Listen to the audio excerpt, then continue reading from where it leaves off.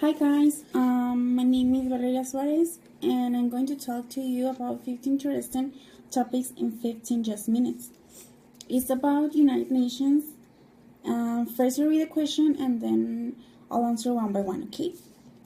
The first one is, what is United Nations? The United Nations is an international organization of sovereign states containing nearly every country in the world.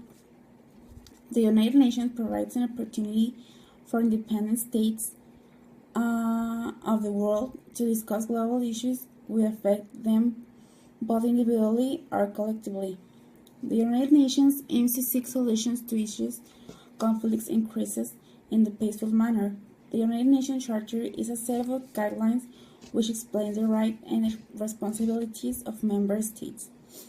The second, do you think the United Nations Security Council goes against the sovereignty of the member nation? No, I think it's not, because it's primarily responsible for maintaining international peace and security, and decisions are legally binding. Now we recognize the need to review the membership of the Security Council. And the General Assembly, there are proposals such as an increase in the number of permanent and non-permanent members, rotating and ensuring council seats, modifying the veto, and improve the working methods of the council. The number 3 is, why should students of international relations pay attention to nationalism? Okay, nationalism. First, we have to understand what is nationalism. Nationalism is the common bond which holds the people of a nation together. Most people are proud to belong to a country and are usually prepared to do what they have to do and to defend it. For example, we still see extreme cases of nationalism, for example, in North Korea.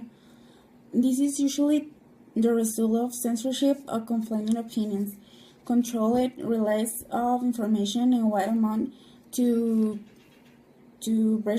brainwashing in educational system. There are also punishment for dissenter and the people who do not believe the leader is infallible. Number 4, do you think that in United Region system or globalized system implies the elimination of independent states? I believe the nations are united for to keep the nations together, and countries in nation is meaning, and this not tier the modified countries. The number 5 is, what are the implications of globalization for nationalism? I think both concepts have an important position in our contemporary world. Their importance lies in the creation of modern societies and nation-states, and their role in the world in which interdependence has increased. As a matter of fact, nationalism has had a great deal of difficulty surviving in this world, and some will argue that it has become less important. However, others will say that nationalism is benefiting from globalization and becoming more important than ever. Number 6. Do you think capitalism is against nationalism? Okay, I think nationalism and capitalism are quite different ideologies. Yet how Americans have mixed them up. Take a list of what are considered the best things about capitalism: equality, achievement, freedom, growth, and even happiness, and compare them to a list of things considered the best about in our world. Quality appearing for a personal list of things considered the best about the world. Freedom, a longer and fuller life. What do you know? They almost are the same. This is not logical. Why? Consider the fact that these ideologies are operating in opposition to one another, and doing so right out in the open. Number 7. Do you think democracy is against nationalism?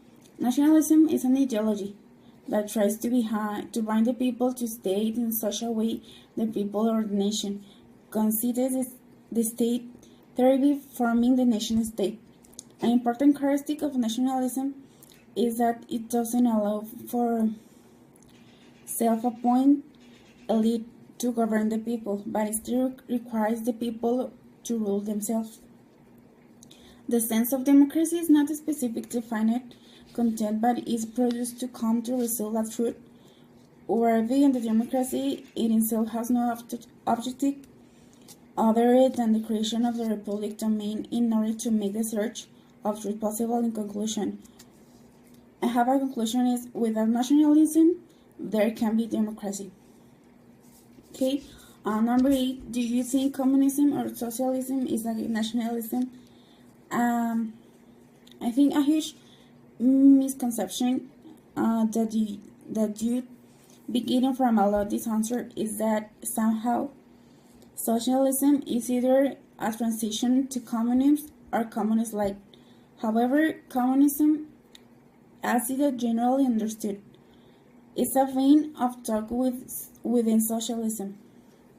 So it makes more sense to define communism by its relationship to socialism rather than the other way around. Okay, we are to define the capitalism. Almost everything exists as some from or privately owned capital that includes labor which you can sell for a price known as a salary. The socialism, one of the critics of capitalism in the fact that one of the forms of capital these primarily owned is a means of production, factories, farms, etc.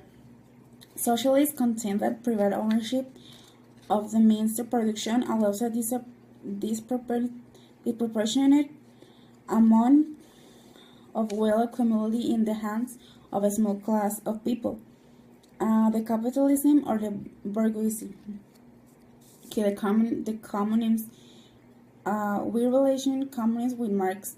As Marx and Engels imagined it, communism is an ended goal. A communism society is one where there is no government, no money, and no private property, but instead people work in a common factories producing goods which are distributed to whoever needs them. The number 9 is how I am expressed why I think some people are considering the return of the monarchical system. Okay, the monarchical system have advantage, and for example, patriotism. Monarchs, by their very nature, are more patriotic, and neither prime ministers or president. They hold a great affection for their respective countries. A prime minister or president may be at the same post in the other countries, but monarchs never have this conflict or interest. Qualification. Monarchs are generally born to be monarchs. They are born in the palace, which becomes but a hub on the school. They are trained for a good governance, taught to be polished, calm, patient, obedient, and help to enhance healthy lifestyle established. Deficiency. In a monarch is empowered decisions considering the response or reaction to a crisis are quickly determined without any delay by legislative or external government bodies. But in democracy or republic, issues and very issue goes through a process which cannot be implemented quickly. The political stability. Political stability is essential to solve long-term issues. The primary issues of the political party may be secondary issues to others. If the party of a group fails in the next election, the long-term project may not succeed. But a monarchical government does not have this problem on the march, regimes the life. Thus, monarchy gives continuity over the long period of time. the conservation of democracy. I think this is very important because history proves that democracy is safe. Only nations with regime monarchs in the military dictatorship, the army has power, and the president of the republic, power has held by a political community. Monarchy, however, provides equal opportunity to all citizens because a monarch does not belong to any party or group. Check and balance. Most countries in the world today have two or more political parties. Each has its own set of values and policies. Any party which forms government has no means to control the actions of others, and thus means to reach settlement. A monarch is required to balance the interests of political parties. Are we heading towards the post-nationalism age? Okay, is yes or no? I do not believe that the limits or concept of any nation can be described accurately, and then we can establish in our regions clearly. For I think you can really talk about nationalism identify, if not in relation to many other collective individual identities, what we all have with a great joy and promiscuity. I do not think that all nations have to have a state.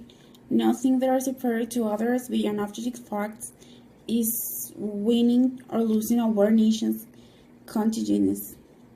I do not think ultimately in any national metaphysics. Okay, there are all the questions, and so thank you for your time.